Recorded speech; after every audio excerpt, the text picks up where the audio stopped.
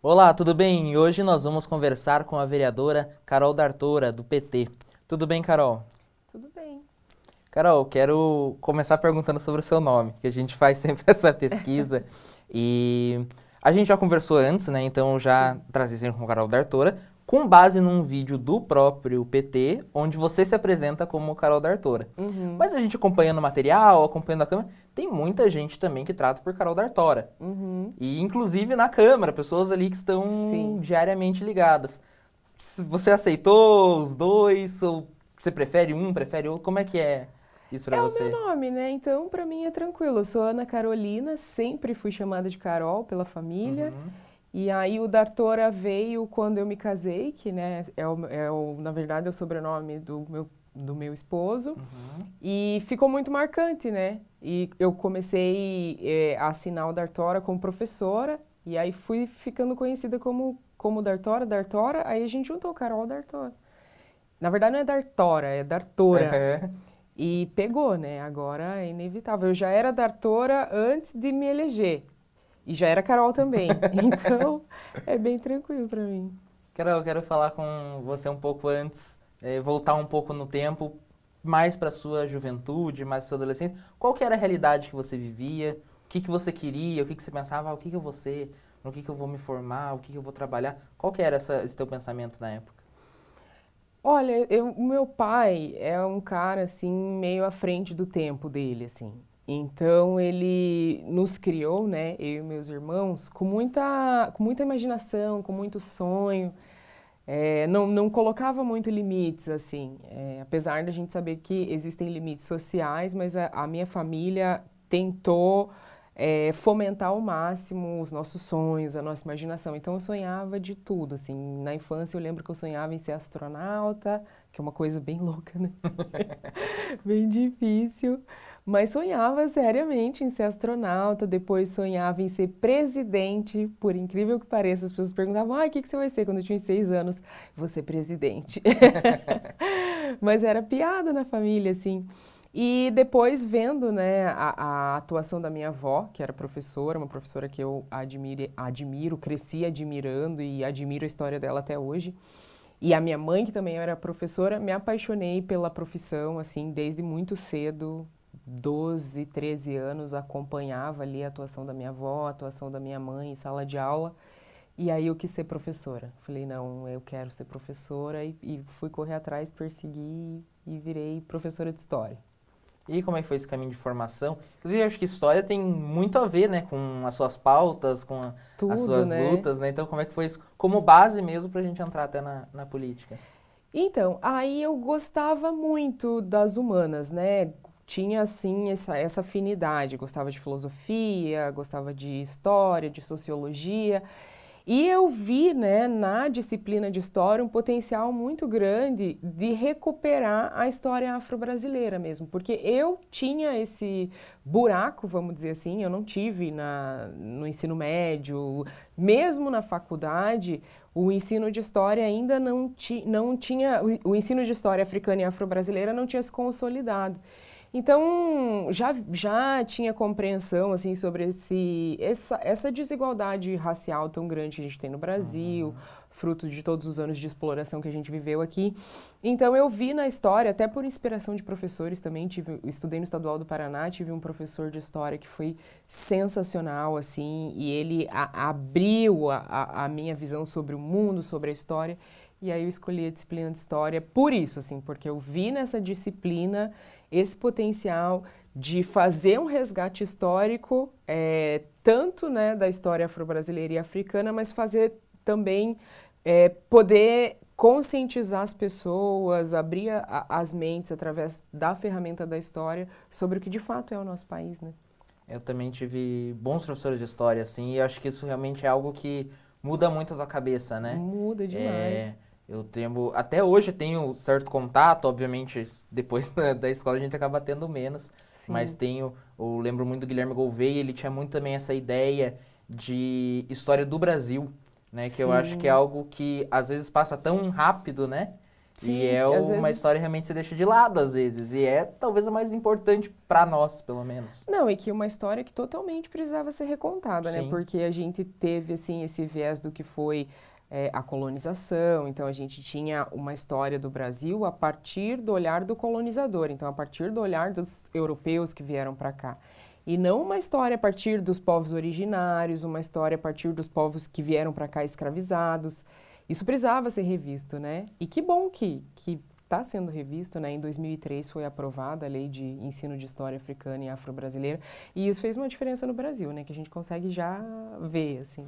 E assim como a pauta sobre as mulheres, e eu faço esse comentário algumas vezes aqui com as nossas entrevistadas, é o fator de que são coisas bastante óbvias, né? Assim, a história do Brasil tem que ter a visão de quem estava aqui, de quem criou, quem fez parte realmente dessa história, não quem chegou e só colonizou. Claro, essa história existe, essa história é Sim. importante, aconteceu, tem que ser passada, mas não pode se esquecer de um lado, né? É algo meio prático e recentemente é aprovado. Sim, a história tem essa coisa mágica mesmo, né? Uma coisa que me apaixonou muito foi quando eu pude estudar a história das mulheres. Porque eu pensava, nossa, mas que história das mulheres, né? Porque a história é dos homens, são os conquistadores, são os colonizadores, é Dom João, enfim, né? Então, muito marcada por homens.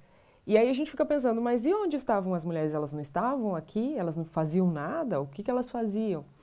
E aí tem uma historiadora muito boa que chama Marie Del Priore, e ela conta a história das mulheres, assim, o que foi esse período da colonização brasileira a partir do olhar das mulheres. Então, uma cultura muito patriarcal, a opressão que as mulheres sofriam, as estratégias que elas encontravam para sobreviver, né, nesse campo minado que é essa estrutura machista e também racista. Ela traz um pouco do que é a história das mulheres negras de en passant, assim, mas já dá para ter umas pistas. Então, é maravilhoso, assim, poder ver a história que não foi contada, a história daqueles sujeitos que sempre foram invisibilizados, porque eles têm história, né? Ou seja, elas têm história, né? Nessa ideia, até uma ideia global, eu acho muito interessante os períodos, que nos períodos de guerra, as mulheres fizeram tudo, né? Sim. E isso não é retratado, pelo menos não nessa história de escola, digamos assim. Foi muito tempo depois que eu fui pesquisando e uma historiadora veio falar, não, mas ó, quando todo mundo ia pra guerra, o que acontecia? Quem cuidava do mercado? Quem cuidava do... Quem cuidava ali, quem fazia a manutenção da vida. Exatamente. Quando os homens tinham que estar na guerra, né? É realmente, e é bem maravilhoso, assim, enriquece a visão de mundo, enriquece a visão, e dá pertencimento, né, porque aí você vê, não, as mulheres podem, elas fazem coisas, elas também fazem história, e isso é muito, muito importante. Carol, na sua primeira fala, você falou algo que me chamou a atenção, que seu pai sempre te incentivou a sonhar e ter os sonhos que quisessem, mas óbvio que tinha limitações sociais. Quando que você percebeu isso? Quando cheguei na escola. Quando cheguei na escola, eu falo assim que a escola é um espaço muito rico, porque ao mesmo tempo que você tem contato com esse recorte social que é a escola, ali dentro da escola tá a sociedade inteira, né? É uma microcélula do que é a sociedade toda. Então, tudo tá ali dentro, né? Todo o preconceito racial, o machismo, enfim, todas as hierarquias sociais estão dentro da escola. E apesar de vir dessa família que deu toda a liberdade, que dizer que o mundo era meu e que eu tinha que ter asas para sonhar, quando eu cheguei na escola foi como se tivesse amputado essas asas. Porque o racismo era muito presente, assim, eu sofri muito mesmo, assim, era o cabelo, era a cor, eram injúrias raciais o tempo todo. Eu falo isso em muitos lugares, né, porque as pessoas perguntam. Mas a minha mãe estava sempre na escola, estava sempre sendo chamada na escola para enfim, né, para cobrar ali dos professores e dos colegas, porque realmente era muito pesado. E isso foi me podando, assim, e foi quando eu percebi que não era bem assim, que haviam limites. E esses limites ficaram mais óbvios para mim quando eu fui pesquisar, porque eu tenho essa coisa com a escola, né, sei como a escola me marcou negativamente, positivamente. E aí, depois de formada, quando eu fui fazer o meu mestrado, eu fui pesquisar o cotidiano das adolescentes negras na escola, que eu falo que foi quase que um trabalho de autoterapia, assim, porque aí eu entrevistava as meninas e me via muito. E eu lembro de uma fala que me marcou muito para exemplificar essa coisa de como a gente sonha, mas a sociedade põe limites. Uma estudante negra, que era aluna minha, e ela disse: professora, meu sonho é ser atriz. E ela fazia curso de teatro, inclusive. E ela falando: meu sonho é ser atriz, mas eu sei que eu nunca vou ser uma protagonista. Eu sei que eu nunca vou ter um papel principal. Porque eu sou uma mulher negra e a gente sabe que as mulheres negras não são as pessoas que são escolhidas para protagonizar, não são, enfim, muito difícil, né? Uhum. E aí você vê esse limite. E é uma coisa que eu falo na minha dissertação. Não é normal isso. Isso tem que ser desconstruído. Porque ninguém tem que ser limitado no seu potencial de sonhar.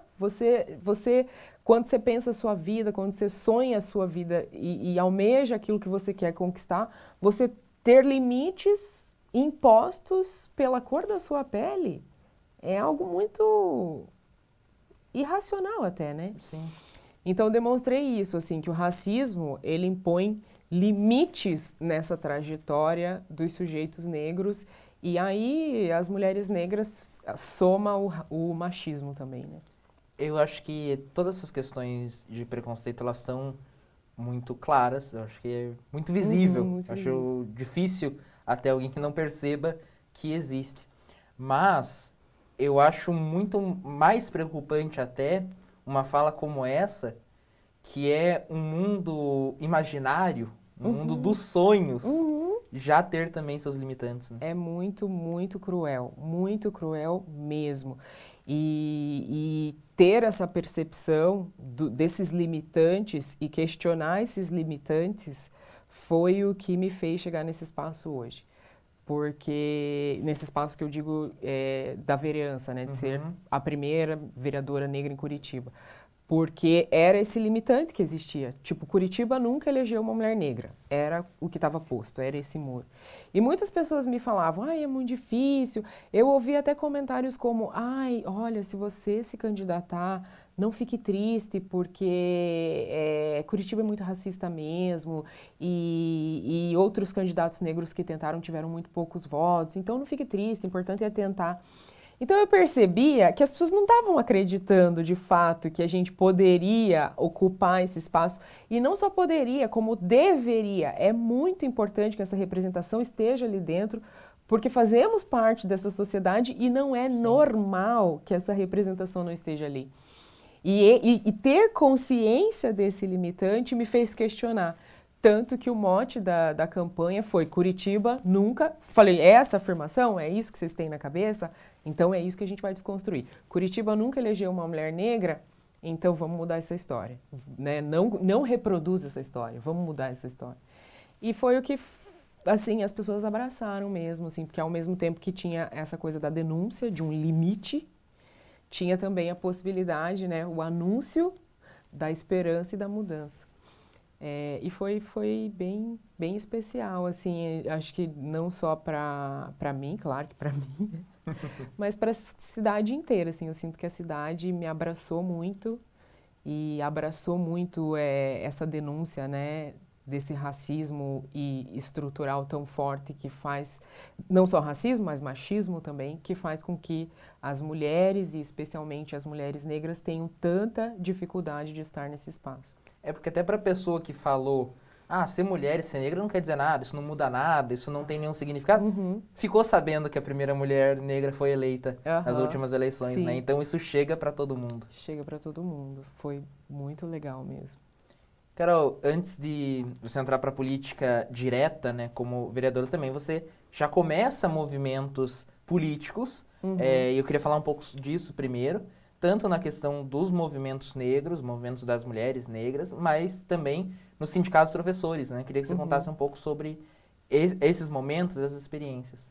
Então, foi essa trajetória que foi sendo construída, né? Eu, como falei, venho de uma família de militantes, então, assim, mãe, vó, professora, minha avó já era uma sindicalista,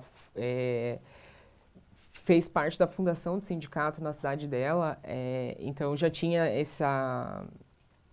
essa visão, assim, da necessidade da luta mesmo da classe trabalhadora, né? Então, minha avó, enquanto professora, fazia essa luta por educação pública de qualidade. Eu sempre tive muito envolvida com isso, assim, muito mesmo. Muito envolvida também com o movimento negro, por causa da família. Então, desde muito pequena, estando nesses espaços do movimento negro, tinha essa compreensão da necessidade da luta, que a gente não... Porque se a gente quer mudar as coisas, a gente tem que, né, questionar e falar. Então, sempre tinha essa coisa da ação política posta, assim, né? E frequentava esses espaços. Então, foi muito automático, quando eu me formei e entrei em sala de aula, eu ser inserida ali no espaço do sindicato. Então, fui para a base do Sindicato dos Trabalhadores em Educação aqui do Paraná, PP Sindicato. E daí fui caminhando ali, militando, lutando, acabei indo para a assessoria do sindicato, depois fui para a direção do sindicato, ainda estou, né, faz parte da direção do sindicato ali dos trabalhadores, com essa compreensão mesmo também da luta de classe, da importância que é a gente afirmar a nossa profissão, a valorização da educação, a valorização dos profissionais da educação, que é uma luta histórica, né, no Brasil. E somado a isso, a luta do movimento negro, depois também, durante a pesquisa, eu compreendi muito essa coisa do patriarcado, do machismo, porque eu tinha a visão racial, né, que era muito presente por causa da família e tudo, mas eu ainda não percebia as questões do machismo, assim, como que o machismo também age. Isso me levou para o movimento de mulheres, então foram atuações que foram se somando e por ter essas múltiplas identidades, vamos chamar assim, né? Sou professora, sou uma mulher negra, uma trabalhadora. Tudo isso foi se somando e preenchendo, né? Como que eu posso dizer? Consolidando essa atuação política. Para você acaba que não é novidade estar num grupo contrário, num grupo de oposição, né, como está agora na Câmara. Porque há bastante tempo já a gente vê o Sindicato dos Professores se posicionando contra o governo do Estado, até desde a época que estava, desde o primeiro mandato do Beto Richa, então já tem algum tempo que está nessa... Eu queria que você contasse um pouco sobre isso, de estar numa posição de oposição, principalmente dos professores, mas se já quiser adiantar algo sobre a Câmara também pode falar, porque muitas vezes é lutando contra uma maioria, né? Sim, a gente...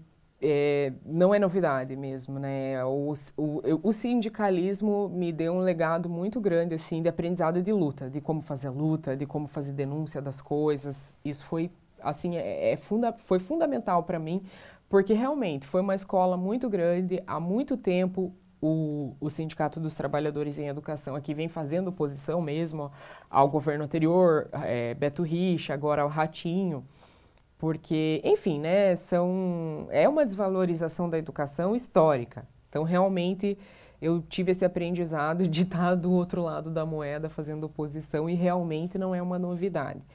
Mas tem diferenças, tem especificidades, assim, aquele espaço... tem uma cultura, né? Porque eu digo que coletivos, a gente pode chamar aquilo de coletivos, é um coletivo de vereadores, né? A Câmara é isso, são pessoas que estão ali e todo espaço com organização própria, com regimento próprio, cria uma cultura própria. E eu observo que a Câmara de Vereadores de Curitiba tem uma cultura própria e fazer oposição ali, ser oposição não é novidade, mas fazer oposição ali tem sido um aprendizado. Porque eu tenho que aprender os mecanismos daquele espaço para poder questionar, e também aprender como me posicionar naquele espaço, que estratégias buscar para afirmar aquilo que eu acredito e julgo importante. Então, ao mesmo tempo que não é novidade ser oposição, é novidade ser oposição na Câmara de Vereadores. Carol, a gente tem uma parceria com o Por Mais Elas na Política, e aí então a gente vai pedir para colocar a pergunta aqui, que é uma página que incentiva mulheres, tanto nos bastidores, quanto também na política direta. Eu acho que ela a pergunta se encaixa bem agora com o nosso momento de transição para a política direta estar na Câmara como vereadora. Então, vou pedir para colocar a pergunta do projeto Por Mais Elas na Política. Oi, Carol, tudo bem? Eu me chamo Camila Gonda, sou idealizadora do movimento Por Mais Elas na Política e eu tenho uma pergunta para você. Sou uma grande admiradora do seu trabalho, sempre te acompanhei você em campanha e antes dela, mas tem uma dúvida que eu sempre tive, que eu acho que você vai poder me responder hoje. Qual foi o momento que você percebeu que a política era o seu lugar e que você precisava sair de um bastidor ou algo assim para, de fato, ser candidata em uma campanha política? Conta aí pra mim, Carol.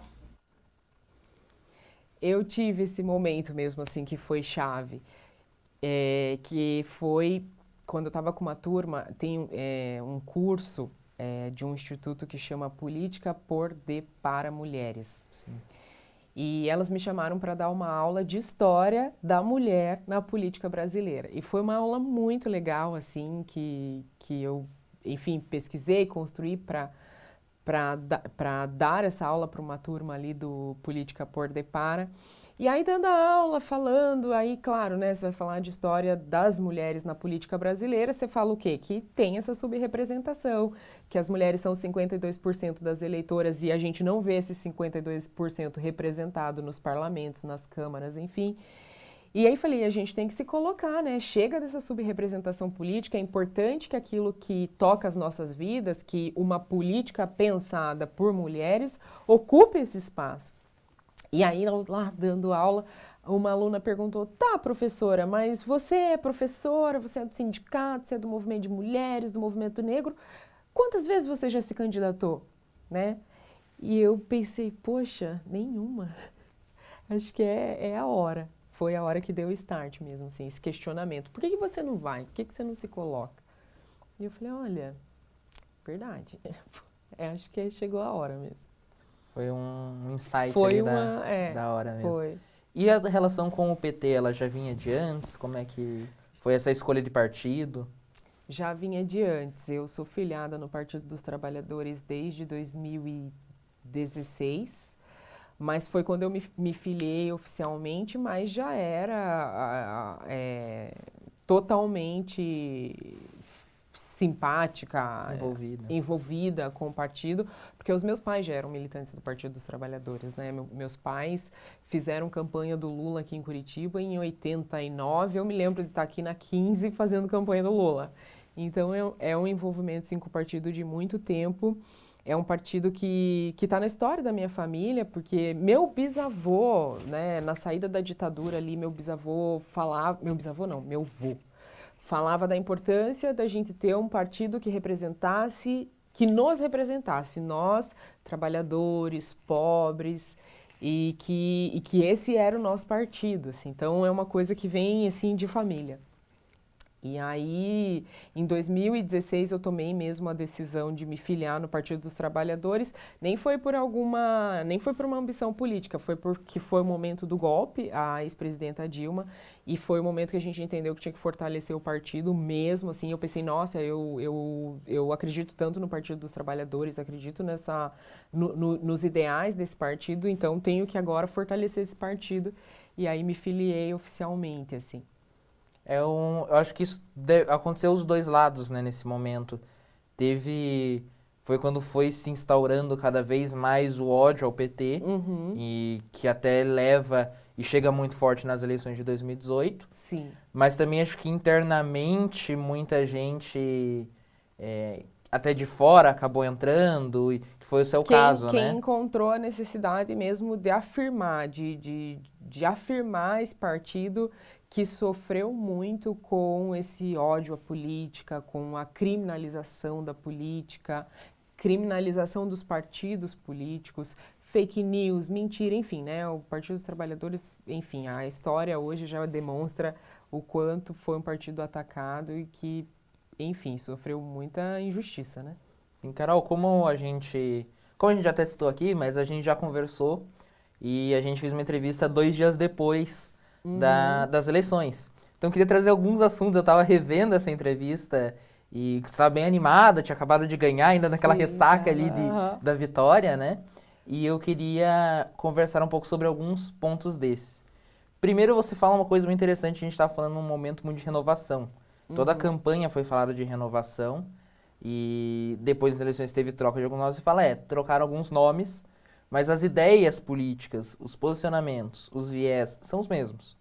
Nisso a gente não teve renovação. E agora, já depois aí de quase um ano de prática, né, vendo, os grupos permaneceram, de certa forma, iguais.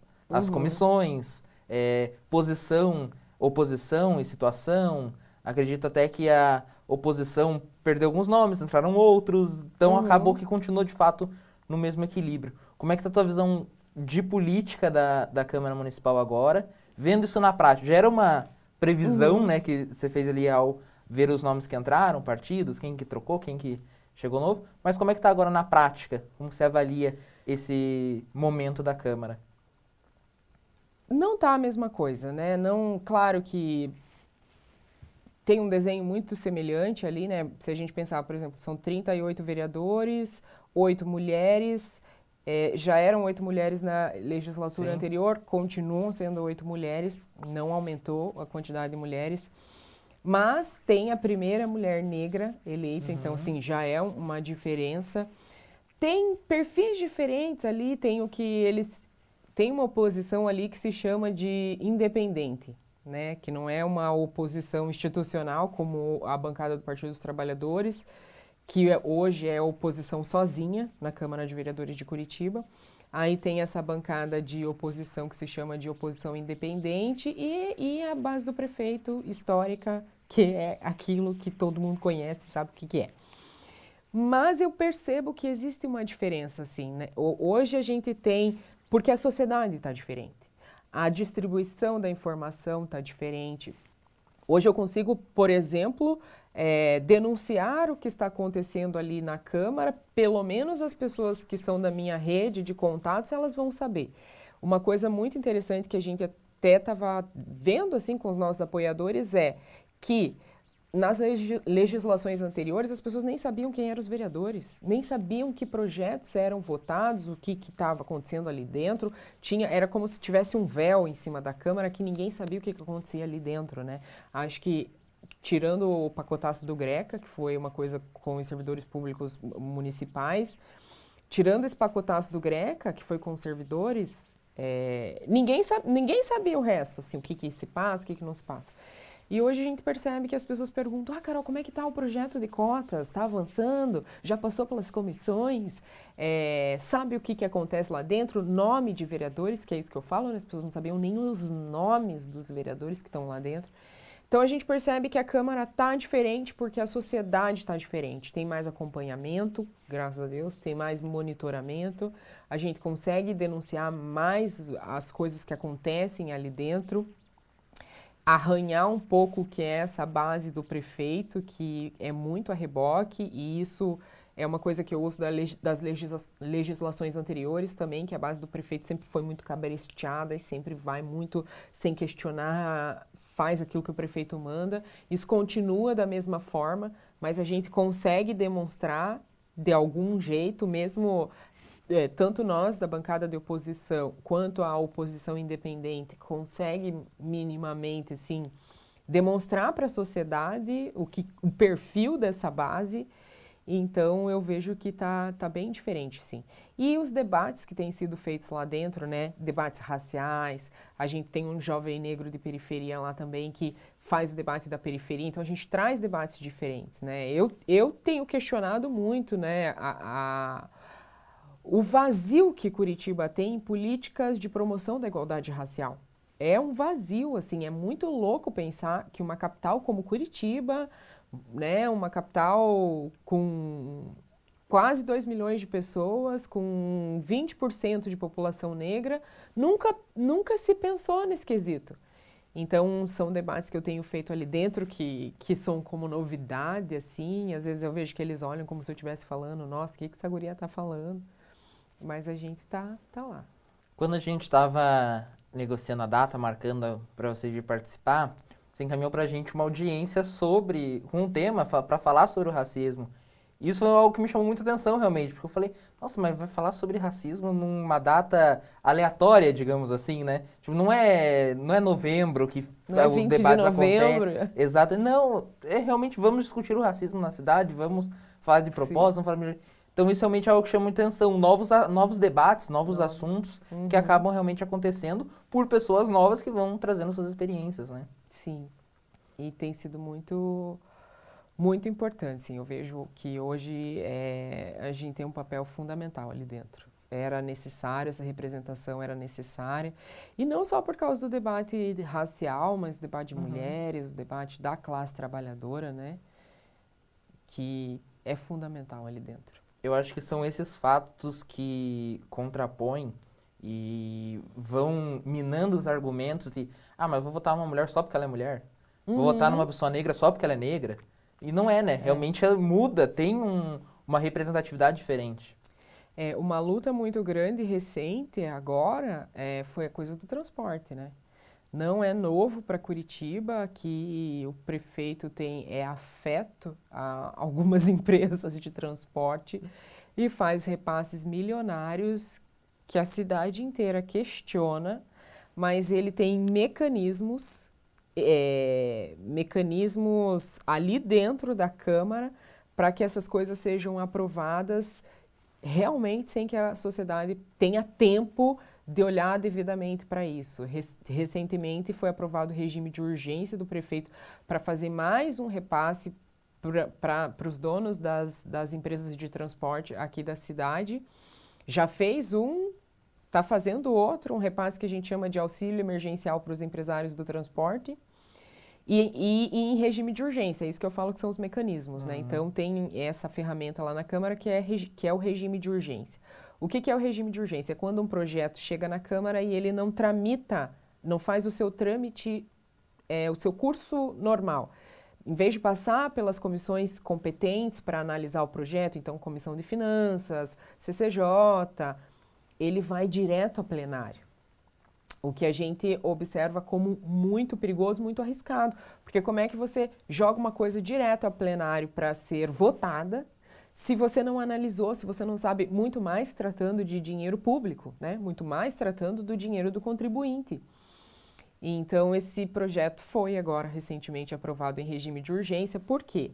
Porque ele tem a maioria, a sua base ali, e qualquer coisa que ele colocar ali vai ser aprovada, porque nós somos minoria. Então, é algo que a gente viu assim como muito problemático, um prejuízo para a cidade, um prejuízo para os usuários do transporte público. Hoje, a passagem de ônibus de Curitiba é a mais cara do Brasil, é um absurdo. A tarifa, eles chamam de tarifa técnica. A tarifa de Curitiba custa R$ 8,11. Isso é um absurdo. A tarifa mais alta, que se eu não me engano é de Belo Horizonte, posso estar enganada, né? Quem estiver acompanhando aí pode pesquisar. Mas se eu não me engano é Belo Horizonte, que a tarifa é 6 e pouquinho. Curitiba é R$ 8,11. É uma cidade que não é muito grande. É uma cidade que tem 2 milhões de habitantes. Não é uma cidade de 10 milhões de habitantes, né? Não é uma cidade que deveria ter uma passagem a esse custo. E aí o passageiro pagante paga R$ 4,50 e o restante, quem contribui é a prefeitura, que é com dinheiro público também, né? Então, é tudo dinheiro do contribuinte. R$ 8,11, a passagem mais cara. Na pandemia, o transporte público foi comprovado, né? Um dos locais que mais promoveu o contágio, né? A contaminação, porque ficou rodando lotado, eles não pararam em nenhum momento, não seguiram nenhuma regra. Tinha uma regra durante as medidas restritivas, ficar com 50% da sua lotação, depois com 70%, não cumpriram em nenhum momento, tanto que foram muito denunciados pelo Tribunal de Contas do Estado, que promoveu fiscalização ali e viu que continuaram rodando. E aí os donos alegam que tiveram perda de passageiros, que precisam de auxílio, mas aí a gente fica pensando, e os trabalhadores, e o motorista, o cobrador, que ficaram trabalhando aí na pandemia, e a população da cidade que perdeu emprego na pandemia, que, enfim, né, a crise sanitária e também o desastre da política nacional impôs muita dificuldade financeira para a população em geral. Então, em vez de você pensar nessa população que precisa de um auxílio agora, quem que precisaria estar pagando uma passagem mais barata? O trabalhador, quem usa o transporte público. Sim.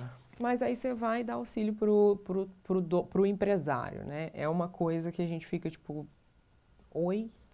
E aí em regime de urgência com a certeza absoluta que vai ser aprovado. Eu acompanhei bastante esse momento da Câmara.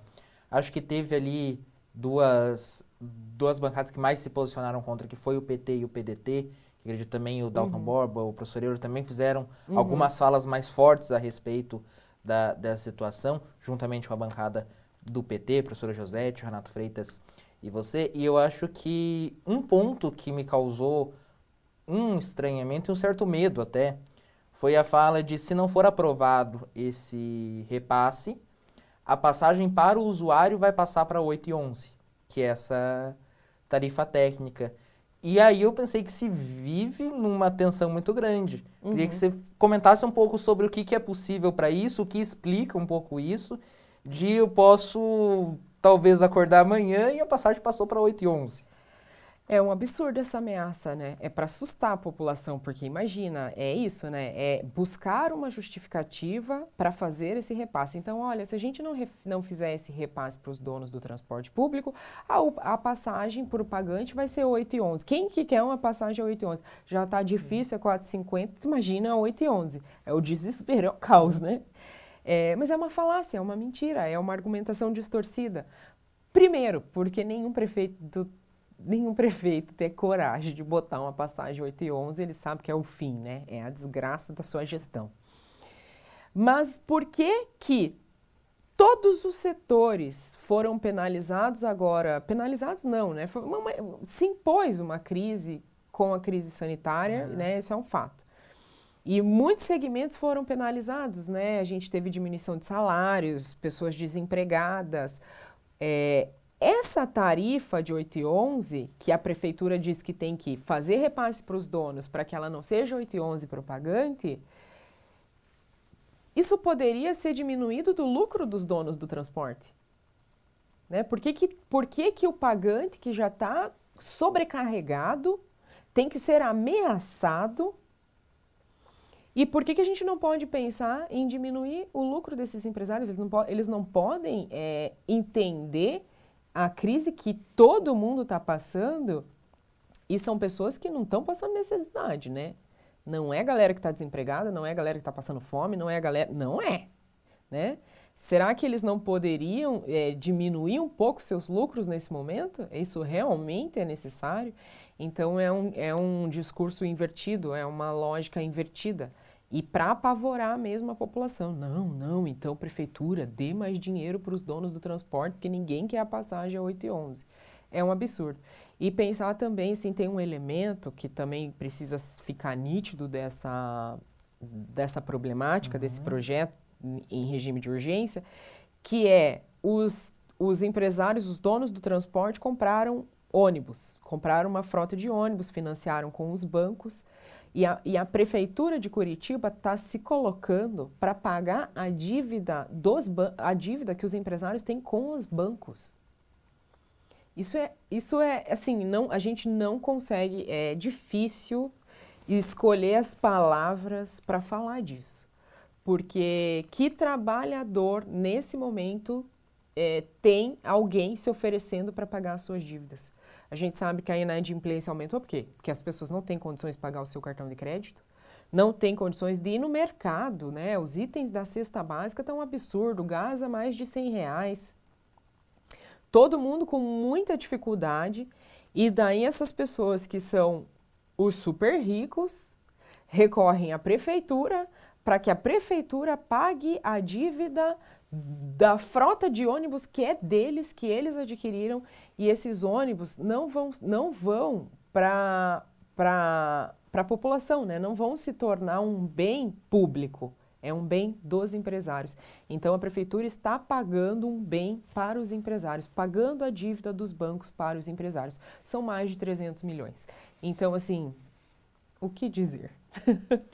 Outro fator disso que me chama bastante atenção é que, voltando a pontos que nós já conversamos, quando eu pergunto o que você espera da Câmara, como que você planeja esse trabalho, você cita o repasse passado para as empresas que tinha sido passado no último ano e fala, a gente tem que mudar isso, a gente tem que conseguir fazer algo diferente. Então a gente entra com a proposta de fiscalização, com a proposta de combate a algumas ações do governo, e isso acaba se repetindo, se renovando, né, esse contrato de repasse às empresas de uma forma muito natural, porque a gente vê ali que o máximo de rejeição que teve foram 11 votos.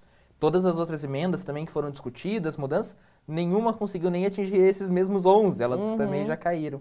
Então, queria que você comentasse um pouco sobre isso, o quão é possível fazer, o que é possível fazer, qual que é o pensamento para a continuidade, porque a gente também, claro, a gente imagina que as coisas vão melhorar agora, as coisas vão ficando melhores, os usuários vão voltando, a vida vai voltando a uma rotina próxima do que a gente tinha, mas não é uma certeza, né? A gente também não tem essa garantia. Pode ser que as empresas de ônibus continuem tendo esse certo prejuízo. Então, como que pensa daqui para frente? Como a gente pensa em transformar isso? Essa continuidade de trabalho, já que num primeiro momento acabou que esse contrato foi renovado, né? Então, esse contrato foi renovado, passou, né? Por isso que a gente fala, né? A Câmara de Curitiba tem esse perfil, uma base do prefeito que aprova tudo ali, na base do tratoraço, que foi uma coisa que eles expuseram ali, né? Vamos tratorar, que foi o áudio que vazou e a gente acabou até postando, né? Que a prática política deles é tratorar. Então, assim, somos minoria. Qual é a nossa tarefa? E o que eu entendo hoje como tarefa desse mandato, que é um mandato popular, que é um mandato com uma visão diferente de como a sociedade deve se organizar, que tem esse perfil de denúncia, de fiscalização. Mostrar o máximo para a população o que está acontecendo ali dentro.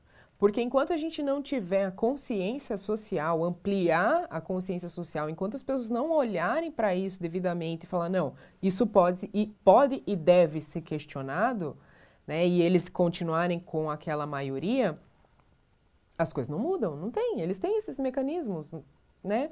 Então, uma grande tarefa hoje é denunciar o máximo, fazer com que a população consiga entender o máximo, traduzir, esmiuçar da forma mais compreensível para que as pessoas cada vez mais vão entendendo, olhem seus vereadores e falem, nossa, se você está votando esse repasse milionário e não consegue votar um auxílio emergencial, um vale-gás, não consegue votar algo que vá beneficiar o todo, esse vereador, né, pode ser que numa próxima legislatura, né, já não tenha o mesmo desempenho ou a mesma credibilidade.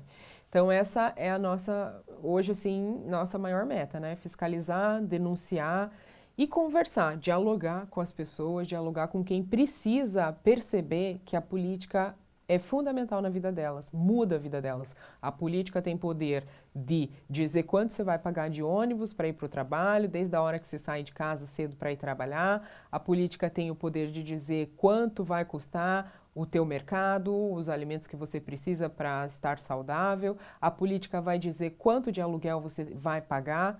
Então, a política é fundamental para as nossas vidas e a gente tem que vencer essa coisinha de que, político é tudo igual, a gente tem que superar essa coisa da criminalização da política e perceber que é aí que a gente pode avançar. Dá para se dizer que hoje a oposição e principalmente a bancada do PT, que é a bancada que se posiciona de fato como contrária ao atual governo, trabalha mais para fora da Câmara do que para dentro diretamente, porque dentro realmente, como você disse, o sistema já está formado, né? Então, nessa ideia de, tipo, a gente tem que aumentar uma bancada que pense diferente, para aí sim conseguir trabalhar dentro da Câmara. A gente trabalha dentro e fora, não, assim, a gente procura trabalhar muito para fora nessa perspectiva que eu acabei de dizer, de ampliar a consciência da população, mas a gente tem que trabalhar para dentro. Então, a gente também trabalha na consciência de quem está ali dentro. Também trabalha, também age ali todos os dias com os vereadores, colocando aquilo que é importante, buscando fazer essa ponte, né? População, Câmara de Vereadores. Então, eu busco ser essa ponte. Que a pessoa que está aqui fora, ela tenha voz dentro e que eu possa ser essa voz. Então, eu faço isso muito, sim. Recebo pessoas com pautas muito incríveis, assim, que muitas vezes não estão sendo pensadas ali dentro. Ontem, por exemplo, eu recebi um instrutor de trânsito que está super preocupado com o fato de ter aumentado um absurdo os acidentes de trânsito envolvendo motociclistas, porque são as pessoas que estão trabalhando nos aplicativos e agora na pandemia essa coisa das entregas via aplicativo estourou, mas estourou também os acidentes no trânsito. E esse instrutor veio falar comigo, falar, Carol, a gente pode pensar uma campanha de conscientização a respeito de como esses motociclistas que estão fazendo essas entregas devem agir no trânsito para que a gente diminua esses acidentes, para que os pronto-socorro não fique sobrecarregado com coisas que poderiam ser evitadas. Parece uma coisa muito simples, mas ele falou, eu procurei vários vereadores e ninguém abriu a porta para ouvir. E você foi a primeira, assim, que falou na hora, não, vem aqui, vamos conversar. Então... E ainda a gente tem um problema muito maior nesse caso, que você citou do aumento de muitas vezes são pessoas que trabalham com as entregas, que sofrendo esse acidente a pessoa é desempregada, né? Exatamente. Ela também não tem auxílio, então ele gera um impacto social muito grande em várias coisas. Parece muito simples, né? Poderia pensar, por que eu vou ouvir esse cara aí, instrutor de trânsito? O que eu vou perder meu tempo aqui? Mas a nossa compreensão é que a gente está aqui para ser a voz de quem está lá fora. E se ele traz isso e realmente é fundamental, é super importante, tem que pensar nisso, então que eu sirva também para dentro. Então eu levo também para dentro, vou levar essa sugestão para a prefeitura, vou levar essa sugestão para a Câmara, alertar os vereadores, olha, a gente tem que pensar no trânsito, a gente tem que pensar que a galera que está aí desesperada para trabalhar, que quer fazer o máximo de entregas possíveis porque precisa de dinheiro, que essas pessoas estão se acidentando e que a gente tem que conscientizar a respeito disso. Então é isso, né? A gente trabalha dentro, a gente trabalha muito para fora, mas a gente também trabalha para dentro, porque o nosso papel é esse, representação, ser uma ponte, né, entre a sociedade e a Câmara de Vereadores. Carol, eu vou pedir para a gente colocar mais uma pergunta aqui no nosso retorno, que agora é da Summer Moradi, nossa diretora aqui do podcast, ela está comandando tudo e daí ela grava as perguntas e aí a gente passa aqui. Hoje são 2 perguntas em um vídeo só, uma complementando a outra. Oi, Carol, eu sou a Summer Mourari, sou produtora e diretora aqui do podcast Política e Elas. Primeiramente, eu quero agradecer a sua participação e eu queria saber de você, vereadora, o que é necessário mudar nos próximos anos com as mulheres na política e que conselho você daria às mulheres que pretendem ingressar nessa carreira ou que já estão aí no início dessa caminhada? Um conselho que eu daria é acreditem que é isso, que a política faz parte das nossas vidas e que muita coisa que a gente acha que não é político, que é um probleminha nosso, muitas vezes é um problema de muitas pessoas. E é aquilo que eu já falei, as mulheres são 52% dessa sociedade, elas têm muito para falar, porque elas fazem muita coisa e sofrem com essa subrepresentação, com essa falta de voz, sofrem com a opressão mesmo, da violência machista. Enfim, as mulheres morrem todos os dias, né? A gente basta abrir o jornal para ver o quanto de violência está imposto para as mulheres na nossa sociedade. Então, primeiro, aquilo que você pensa que pode ser uma questão só sua, pode ser uma questão de muita gente, pode ser uma questão social. Então, acredite que a política é um espaço também, né, para vocês, né? A política também é um espaço para as mulheres. E um outro conselho é se preparar, né? Estudar, se preparar, adquirir a condição, e as mulheres têm essa capacidade de adquirir essa condição para ocupar mesmo esse espaço, e a gente precisa que esse 52% esteja proporcionalmente representado em todas as câmaras, em todos os parlamentos, porque isso tem potencial muito grande para que a gente supere problemas históricos na nossa sociedade. Carol, você foi, podemos dizer, um case de muito sucesso nessas últimas eleições, né? Conseguiu quebrar um tabu, conseguiu uma boa votação, né? Não foi também, claro que já teria a mesma valia, mas não foi aquele que entrou na tampa ali, puxado por um coeficiente eleitoral, não entrou muito bem, inclusive ajudou a aumentar a bancada do PT. E ano que vem nós temos eleições, né? Até a gente conversou já gravamos com a professora Josete, vai ao ar, aliás, é a próxima entrevista que vai ao ar, então depois dessa daqui na próxima quarta-feira nós exibimos com a professora Josete, ela fala do interesse de tentar se candidatar para deputado estadual. Eu queria que você conversasse um pouco o que você pensa no seu papel para essas próximas eleições, para ajudar tanto os candidatos ali a deputada, também presidência, governo, como que você acha que você pode se encaixar, ou também continuando, né, um trabalho na Câmara, enquanto todas essas pessoas estarão motivadas às eleições. Como que você pensa isso? Olha, a gente tem visto as eleições de 2022 como um momento muito estratégico, né? A gente está passando, como falei, por essa crise política, a gente sofreu e perdeu muito com essa coisa da criminalização da política, da criminalização dos partidos, as fake news que ganharam muito espaço e colocaram esse atual presidente no poder, que a gente julga que é um desastre, né? E não é só a gente, né? O mundo inteiro. Infelizmente, não tem como não falar disso, né? O cara é um susto para o mundo inteiro e uma vergonha para o Brasil. E por esse processo de despolitização mesmo, né? Que uma figura como essa chega naquele espaço. Então, a gente entende 2022 como um espaço, como um momento estratégico. A gente precisa fazer uma retomada de um curso democrático e benéfico, né, e profícuo para a nossa população.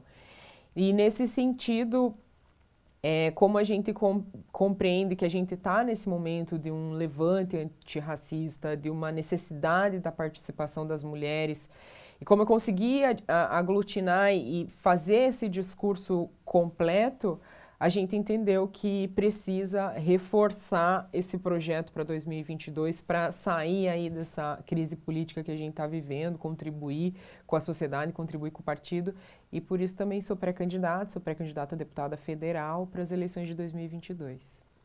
E já direto para... Então, teremos duas vereadoras do PT se posicionando para deputada estadual e federal nas próximas eleições. Como é que foi essa tomada de decisão, essa conversa?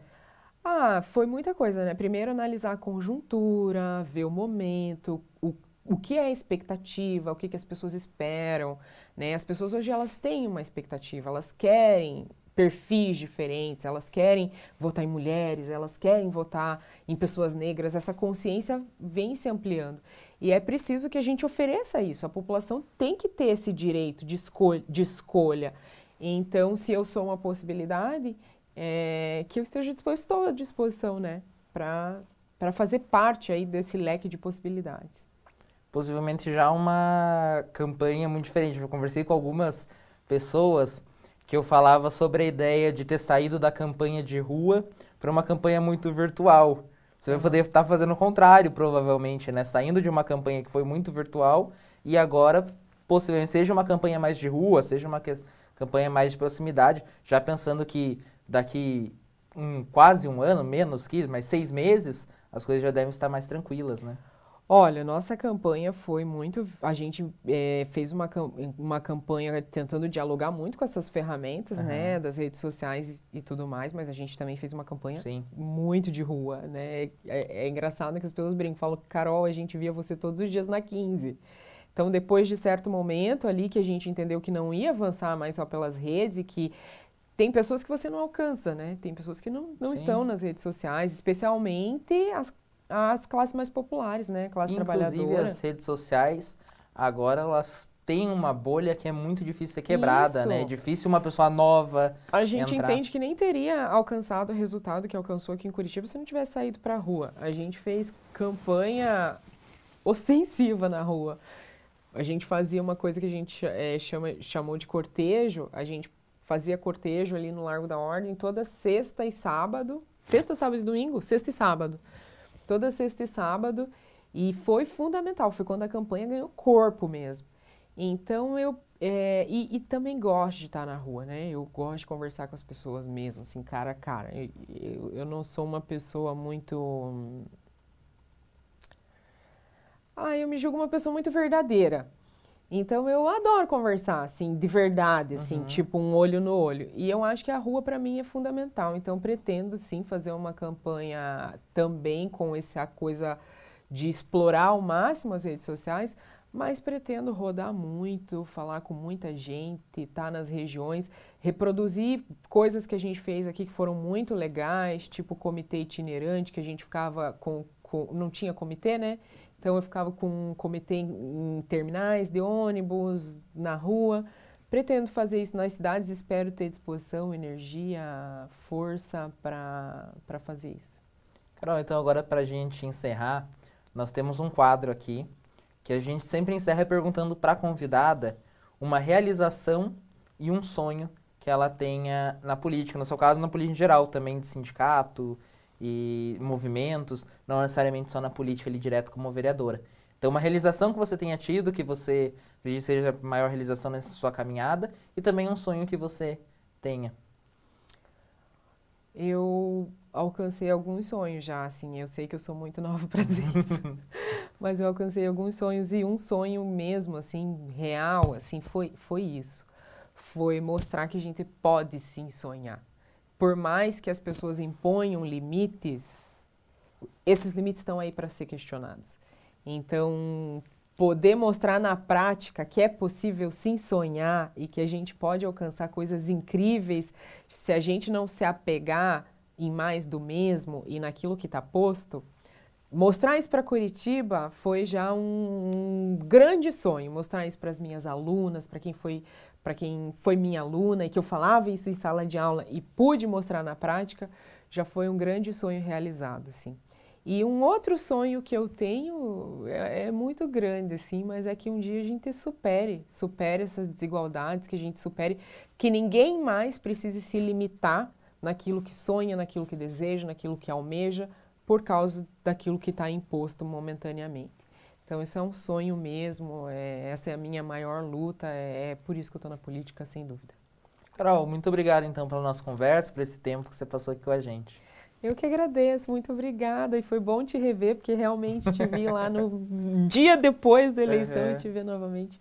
Muito obrigada pelo convite. Também fazendo essa quebra, né, do online para o presencial. Sim, muito legal. Não, muito bom.